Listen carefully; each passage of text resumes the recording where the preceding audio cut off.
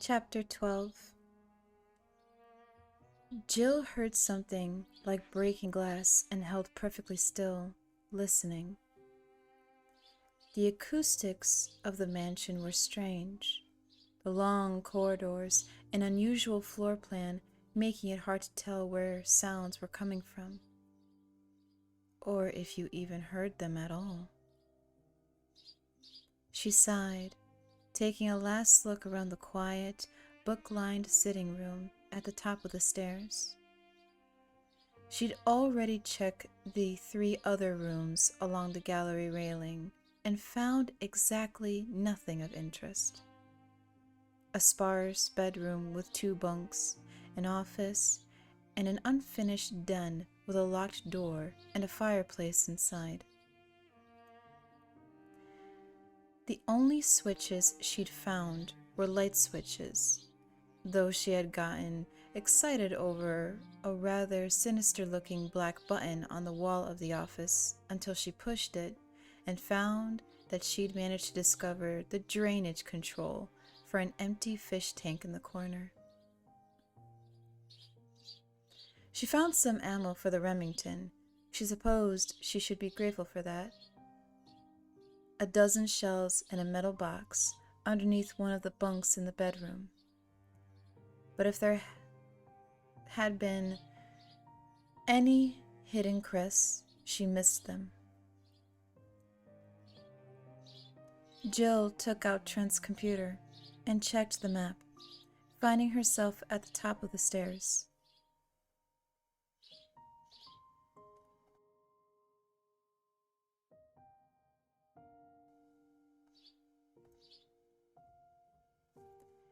Just past the sitting room's second door was a wide, U-shaped corridor that angled back around to the front hall balcony. The corridor also connected to 2 rooms, one a dead end and the other leading through several more.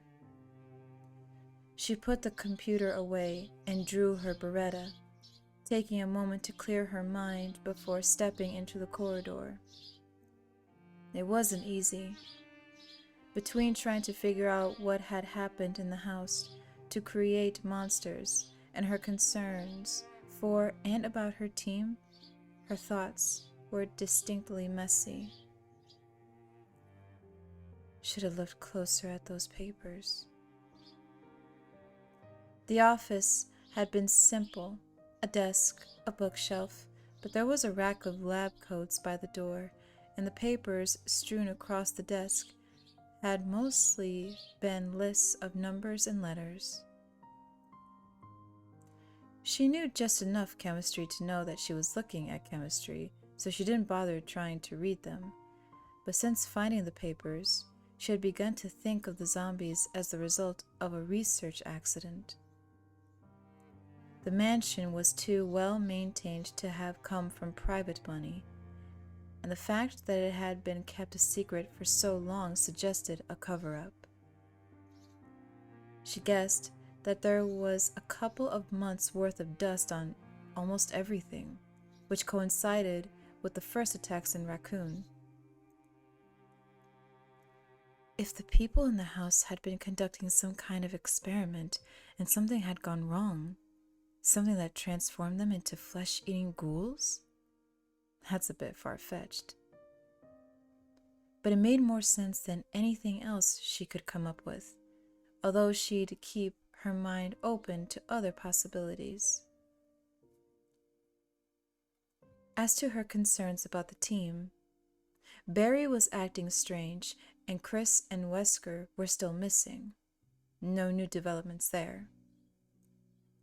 And there won't be any if you don't get along. Right.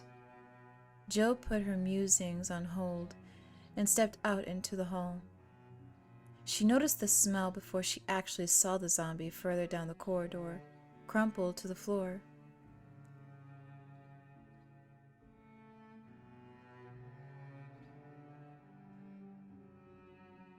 The small wall sconces cast an uneven glow over the body, reflecting off of dark red trim and tinting everything in the corridor a smoky crimson. She trained her weapon on the still body and heard a door closing somewhere close by. Barry? He'd said he was going to be in the mansion's other wing, but maybe he found something and had come looking for her. Or maybe she was finally going to meet up with someone else from the team. Smiling at the thought, she hurried down the gloomy hall, eager to see another familiar face. As she neared the corner, a fresh wave of decay washed over her, and the fallen creature at her feet grabbed at her boot, clenching her ankle with surprising strength.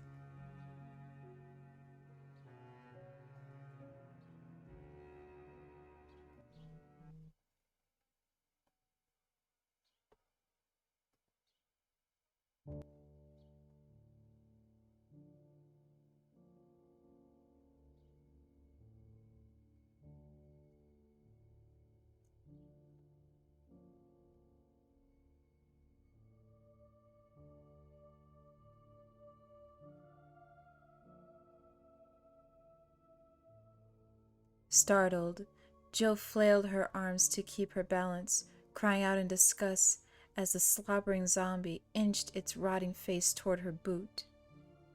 Its peeling skeletal fingers scrambled weakly at the thick leather, seeking a firmer grab, and Jill instinctively brought her other boot down on the back of its head. The heavy treads sliding across the skull with a sickening wet sound. A wide piece of flaking scalp tore away, revealing glistening bone. The creature kept clawing at her, oblivious to pain. The second and third kicks hit the back of its neck, and on the fourth, she felt as much as heard the dull snap of vertebrae giving out, crushing beneath her heel.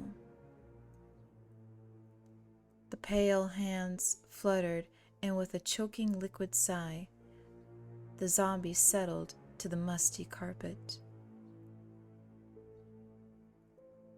Jill stepped over the limp body and ran around the corner, swallowing back bile.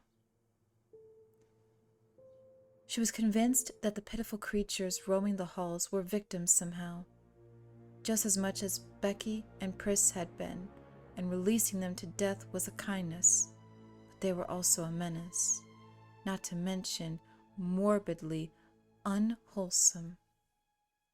She had to be cautious.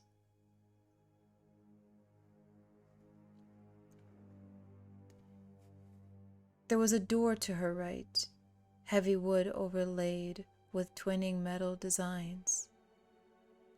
There was a picture of armor over the key plate, but like the other doors she'd come across upstairs, it was unlocked.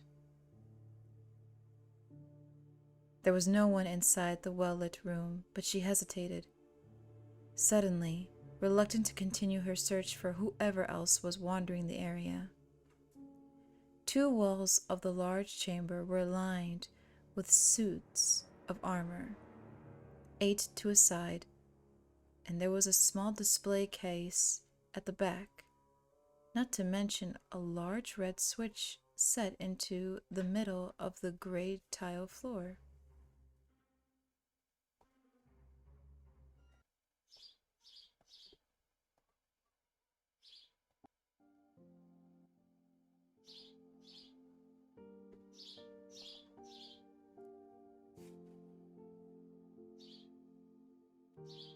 Another trap or a puzzle?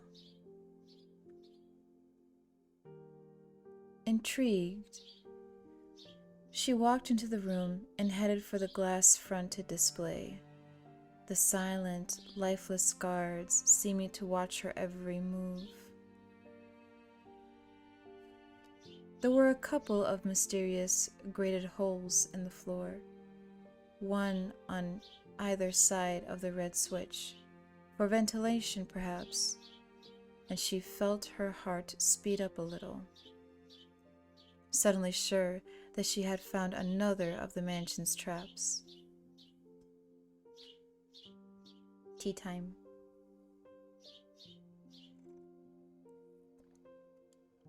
Good tea.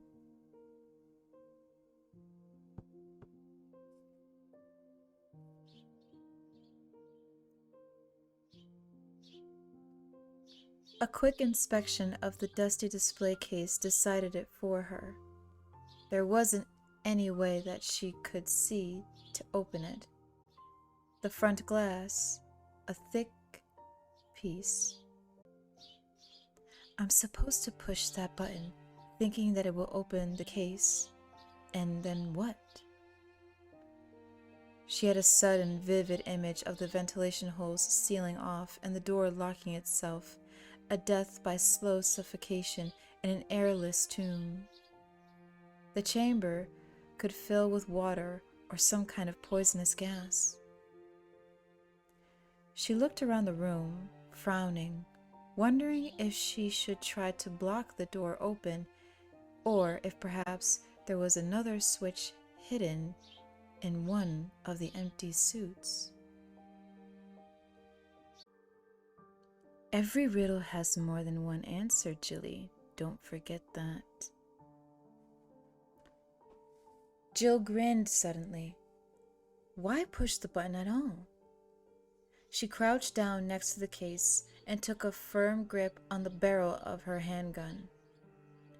With a single firm tap, the glass cracked, thin lines spidering away from the impact.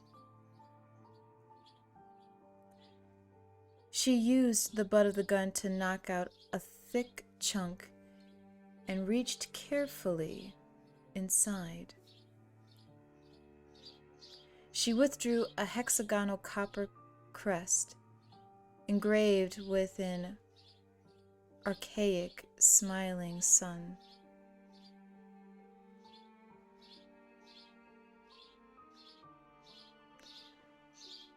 She smiled back at it, pleased with her solution.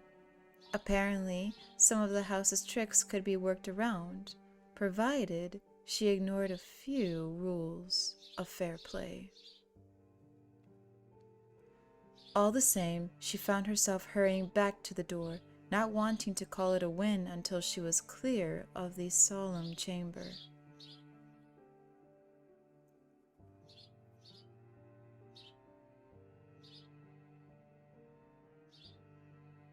Stepping back into the blood-hued corridor, she stood for a moment, holding the crest as she weighed her options. She could continue to look for whoever had closed that door, or head back to the puzzle lock and place the crest. As much as she wanted to find her team, Barry had been right about needing to get out of the mansion. If any of the other stars were still alive, they'd surely also be looking for an escape.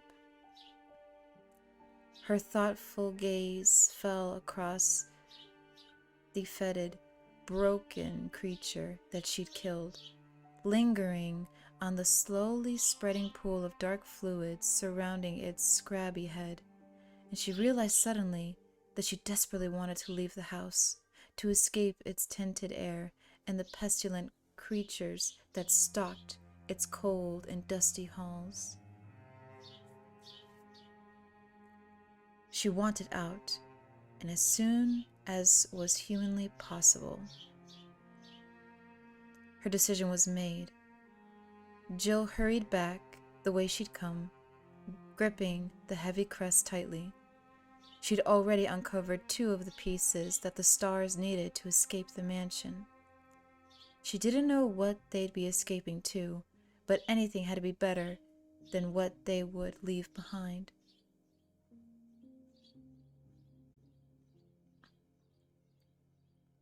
Richard! Rebecca immediately dropped to her knees next to the Bravo, feeling his throat for a pulse with one trembling hand. Chris stared mutely down at the torn body, already knowing that she wouldn't find a heartbeat. The gaping wound on Richard Aiken's right shoulder was drying, no fresh blood seeping through the mutilated tissue. He was dead. He watched Rebecca's slender hand slowly drop away from the Bravo's neck, and then reached up to close his glazed, unseeing eyes. Her shoulders slumped. Chris felt sick over their discovery. The communications expert had been a positive, sweet guy and only 23 years old. He looked around the silent room, searching randomly for some clue as to how Richard had died. The room they'd entered, just off the second-floor balcony, was undecorated and empty.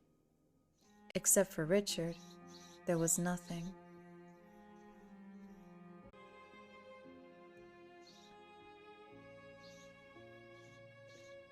Frowning, Chris took a few steps toward the room's second entrance and crouched down, brushing at the dark tile floor. There was a dried crust of blood in the shape of a boot heel between Richard's body and the plain wooden door 10 feet away. He stared at the door thoughtfully, tightening his hold on the Beretta. Whatever killed him is on the other side, maybe waiting for more victims. Chris, take a look at this. Rebecca was still kneeling by Richard, her gaze fixed on the bloody mass of his torn shoulder. Chris joined her, not sure what he was supposed to be looking at. The wound was ragged and messy, the flesh discolored by trauma. Strange, though, how it didn't seem very deep. See those purple lines radiating from the cuts? And the way the muscle has been punctured here and here? She pointed out 2 dark holes about 6 inches apart, each surrounded by skin that had turned an infected-looking red. Rebecca sat back on her heels, looking up at him. I think he was poisoned. It looks like a snake bite. Chris stared at her. What snake gets that big? She shook her head, standing. Got me. Maybe it was something else, but that wound shouldn't have killed him. It would have taken hours for him to bleed out. I'm pretty sure he was poisoned. Chris regarded her with new respect. She had a good eye for details and was handling herself remarkably well, considering. He searched Richard's body quickly, coming up with another full clip and a shortwave radio. He handed both to Rebecca, tucking Richard's empty Beretta into his waistband. He looked at the door again, then back at Rebecca. Whatever killed him might be back there. Then we'll have to be careful, she said. Without another word, she walked to the door and stood there, waiting for him.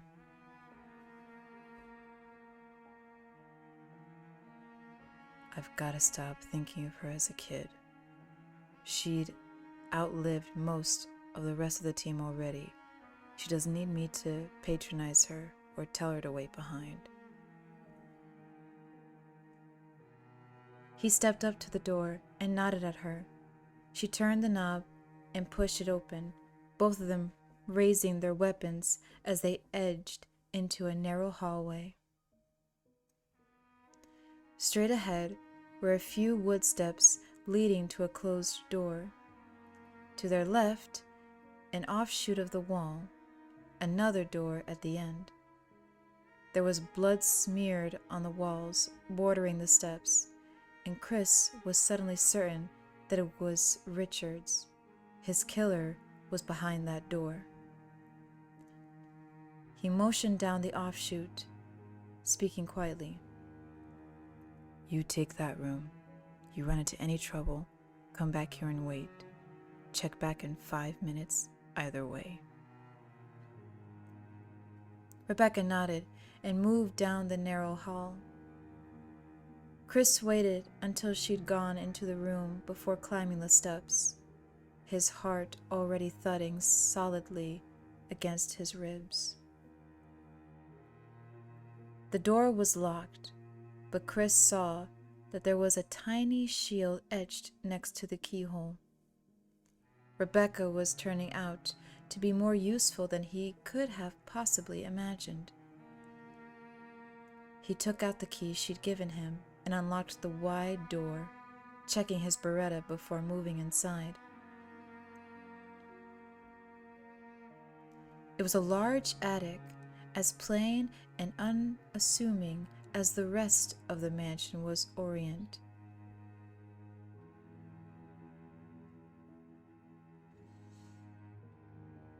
Wooden support beams extended from the floor to the sloping ceiling, and other than a few boxes and barrels against the walls, it was empty.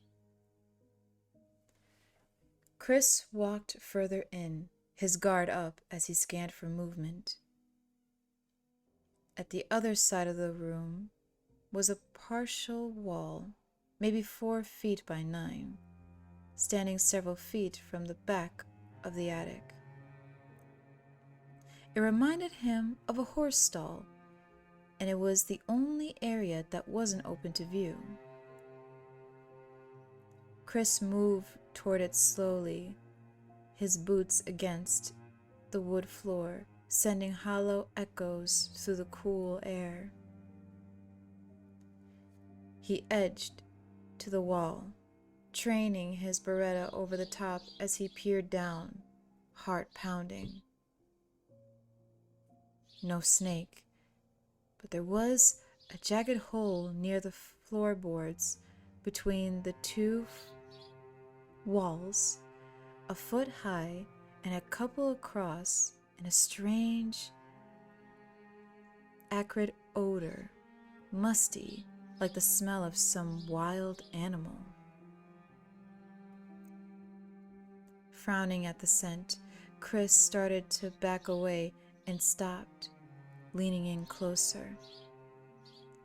There was a rounded piece of metal next to the hole, like a penny the size of a small fist.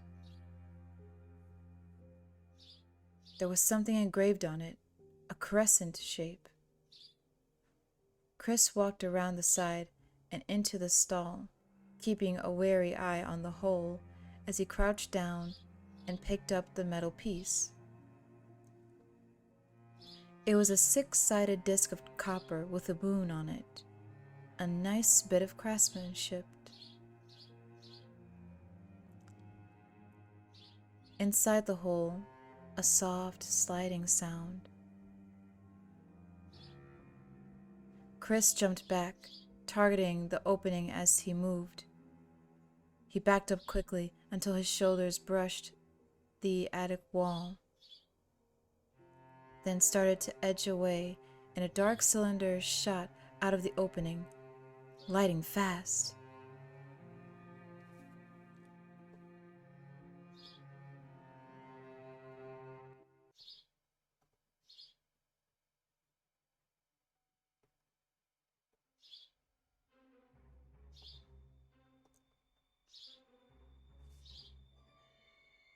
It was as big as a dinner plate, and it hit the wall inches from his right leg, wood crunching from the impact. "Oh shit, that's a snake." Chris stumbled away as the giant reptile reared back, pulling more of its long, dusky body out of the wall. Hissing, it raised up, lifting its head as high as Chris's chest and exposing dripping fangs. Chris ran halfway across the room and spun, firing at the massive, diamond-shaped head. The snake let out a strange hissing cry as a shot tore through one side of its gaping mouth, punching a hole through the tightly stretched skin. It dropped back to the floor and whipped itself toward him with a single waving push of its muscular body, at least 20 feet long. Chris fired again, and a chunk of scaly flesh erupted from the snake's back, dark blood spewing from the wound. With another roaring hiss, the animal reared up in front of him, its head only inches away from Chris's gun, blood gushing from the hole in its mouth. "Eyes! Get the eyes!" Chris pulled the trigger, and the snake fell across him, knocking him to the floor, its body thrashing wildly. The tail slammed into one of the thick support beams, hard enough to crack it as Chris struggled to free his pinned arms, to at least hurt it worse before he died, and the cold, heavy body suddenly went limp, sagging bonelessly to the floor. "Chris!" Rebecca rushed into the room and stopped cold, staring at the monstrous reptile.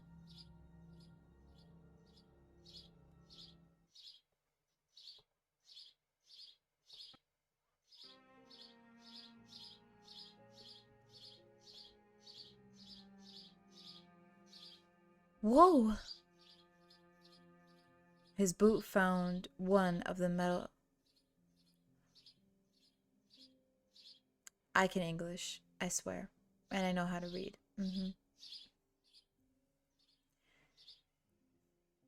His boot found one of the wooden supports, and with a tremendous shove, Chris managed to wiggle out from beneath the thick body. Rebecca reached down to help him up, her eyes wide with awe. They stared down at the wound that had killed the creature, the black, liquid hole where its right eye had been, obliterated by a 9mm slug. "Are you okay?" she asked softly. Chris nodded. "A few bruised rubes maybe, but so what?" He'd literally been inches from certain death, and all because he'd stopped to. He held up the copper crest, having to pry his clenched fingers from around the thick metal. He'd held onto it throughout the attack without even realizing it, and looking at it now, he had a gut feeling that it was important somehow. "Maybe because you were almost snack food for picking it up?" Rebecca took it from him, tracing a finger over the engraved moon. "You find anything?" he asked. Rebecca shook her head. "Table, couple of shelves. What's this for anyway?"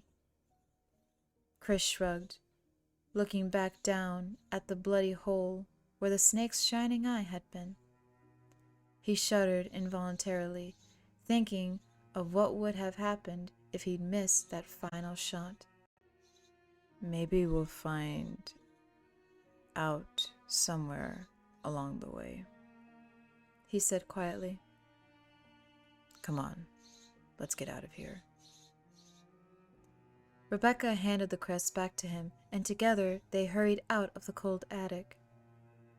As he closed the door behind them, Chris realized suddenly that although he'd never cared before, he now absolutely hated snakes.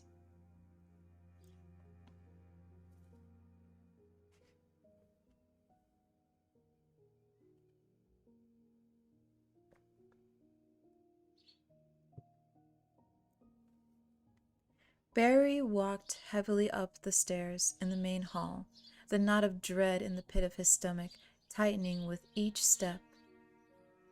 He'd been through every room he could open in the East Wing and had come up empty-handed. The same horrible images played through his mind over and over as he treaded up the steps. Kathy and Moria and Polly Ann, terrified and suffering at the hands of strangers in their own home. Kathy knew the combination to the gun safe in the basement, but the chances of her making it down the steps before someone could get in? Barry reached the first landing and took a deep, shaky breath. Kathy wouldn't even think to run for the weapons if she heard someone breaking through one of the windows or doors. Her first priority would be to get to the girls, to make sure they were okay. If I don't turn up with those crests soon, nothing will be okay. He hadn't seen a phone or a radio anywhere in the house. If Wesker couldn't get to that laboratory, how would he be able to contact the people at White Umbrella and call off the killers? Barry reached the door on the upper landing that led into the West Wing. His only hope was that either Jill or Wesker had managed to find the 3 missing pieces. He didn't know where Wesker was, although he had no doubts that the rat bastard would turn up soon enough. But Jill would probably still be searching upstairs. They could split up the rooms she hadn't checked and at least rule out the likely areas. If they couldn't uncover any more of the crests, he'd have to go back through the East Wing and start ripping apart furniture. He opened the door that led into the red hallway, lost in thought, and very nearly ran into Chris Redfield and Rebecca Chambers as they stepped out of the doorway on his right. Chris's face lit up with a broad, beaming grin. Barry! The young man stepped forward and embraced him roughly, then backed up, still grinning. Jesus, it's good to see you. I was starting to think that me and Rebecca were the last ones alive. Where are Jill and Wesker? Barry pasted a smile on as he fumbled for an acceptable answer, feeling almost sick with guilt. Lying to Jill hadn't been easy, but he'd known Chris for years. Kathy and the girls, dead. Jill and I came after you, but all the doors in that hall were locked, and when we got back to the lobby, the captain was gone. Since then, we've been looking for you two and trying to find a way out.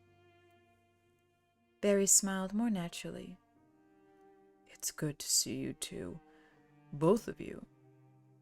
At least that much is true. So, Wesker just disappeared? Chris asked. Barry nodded, uncomfortable. Yeah. And we found Ken. One of those ghouls got to him. Chris sighed. I saw. Forrest and Richard are dead too. Barry felt a wave of sadness and swallowed thickly, suddenly hating Wesker even more. The people Wesker worked for had done this, and now they wanted to cover it all up, avoiding responsibility for their actions. And like it or not, I'm going to help them do it. Barry took a deep breath and fixed an image of his wife and daughters in his mind. Jill found a back door, and we think it could be a way out. Except it's got this trick lock. like a puzzle, and we have to get all the pieces together to open it. There are these 4 metal crests made out of copper. Jill got one already, and we think the rest are hidden throughout the mansion. He trailed off at Chris's sudden grin as Chris reached into his vest. Something like this? Barry stared at the crest that Chris had produced, feeling his heart speed up. Yeah, that's one of them. Where did you find it? Rebecca spoke up, smiling shyly. He had to fight a big snake for it, a really big snake. I think it may have been affected by the accident, though a 𝘠𝘗𝘠𝘕 virus?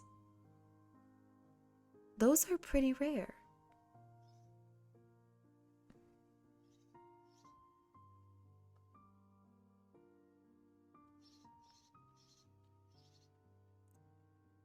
Barry reached for the crest as casually as he could manage, frowning. Accident? Chris nodded. We found some information that suggests there's some kind of secret research facility here on the estate, and that something they were working on got loose. A virus. One that can apparently infect mammals and reptiles, Rebecca added. Not just different species, different families. It certainly infected mine, Barry thought bleakly. He let his frown deepen, feigning thoughtfulness as he struggled to come up with any excuse to get away. The captain wouldn't approach him unless he was alone, and he was desperate to get the copper piece into place to prove that he was still on board, cooperating, and that he'd convinced the rest of the team to help him look. He could feel the seconds ticking away, the metal growing warm beneath his sweaty fingers. We need to get the feds in on this, he said finally. A full investigation, military support, quarantine of the area. Chris and Rebecca were both nodding, and again, Barry felt nearly overwhelmed by guilt. God, if only they weren't so trusting. But in order to do that, we have to find all the other crests. Jill might have turned up another one by now. Maybe both of them. I can only pray. Do you know where she is? Chris asked. Barry nodded, thinking fast. I'm pretty sure, but this place is kind of a maze. Why don't you wait in the main hall while I go get her? That way we can organize our search, do a more thorough job. He smiled, hoping it looked more convincing than it felt. Though, if we don't turn up soon, keep looking for more of these pieces. The back door is at the end of the west wing corridors. First floor. Chris just stared at him for a moment, and Barry could see the questions forming in his bright gaze. Questions that Barry wouldn't be able to answer. Why split up at all? What about finding the missing captain? How could he be certain that the back door was an escape? Please just do as I say. Okay, Chris said reluctantly. We'll wait, but if she's not where you think she is, come back and get us. We stand a better chance of making it through this place if we stick together. Barry nodded, and before Chris could say anything, he turned and jogged away down the dim hall. He'd seen the hesitation in Chris's eyes, heard the uncertainty in his voice, and with his final words, Barry had felt himself wanting desperately to warn his friend of Wesker's betrayal. Leaving was the only way to keep himself from saying something he might regret, something that might get his family killed. As soon as he heard the door back to the balcony close, he picked up speed, taking the corners at a full run. There was a dead zombie near the door that led to the stairs, and Barry leapt over it, the stench falling away as he ducked through the connecting passage. He took the back stairs 3 at a time as his conscience yammered mercilessly away at him, reminding him of his treachery. You're a liar, Barry. You're using your friends the way Wesker's using you, playing on their trust. You could have told them what was really going on, let them help you put a stop to it. Barry shook the thoughts away as he reached the door to the covered walk, slamming the heavy metal aside. He couldn't risk it, wouldn't. What if Wesker had been nearby, had overheard? The captain had Barry's family to blackmail him with. But once Chris and the others knew the truth, what was to stop Wesker from just killing them? If he helped Wesker destroy the evidence, the stars wouldn't be able to prove anything. The captain could just let them all walk away. Barry reached the diagram next to the back door and stopped, staring. Relief flooded through him, cool and sweet. 3 of the 4 openings were filled, the sun, wind, and star crests in place. It was over. He can get to the lab now, call off his people. He doesn't need us anymore. I can go back in, keep the team busy, while he does whatever he has to do. The RPD will show eventually, and we can forget this ever happened. He was so elated that he didn't register the muted footsteps on the stone path behind him. Didn't realize that he wasn't alone anymore until Wesker's smooth voice spoke up beside him. Why don't you finish the puzzle, Mr. Burton? Barry jumped, startled.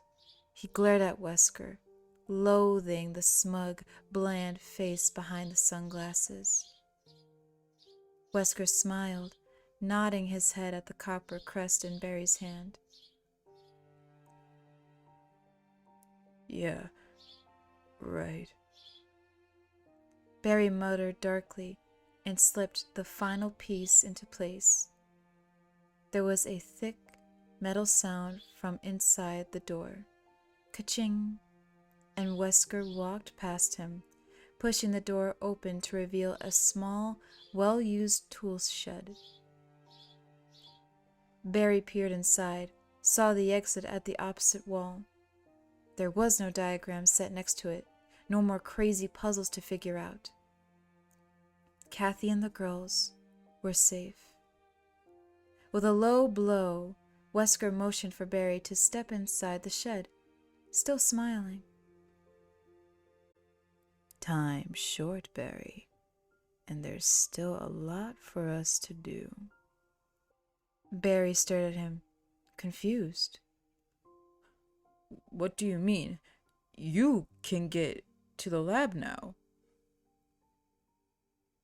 Well, there's been a slight change of plans. See, it turns out that I need to find something else, and I have an idea of where it might be, but there are some dangers involved. And you've done such a good job so far. I want you to come along. Wesker's smile transformed into a shark-like grin, a cold, pitiless reminder of what was at stake.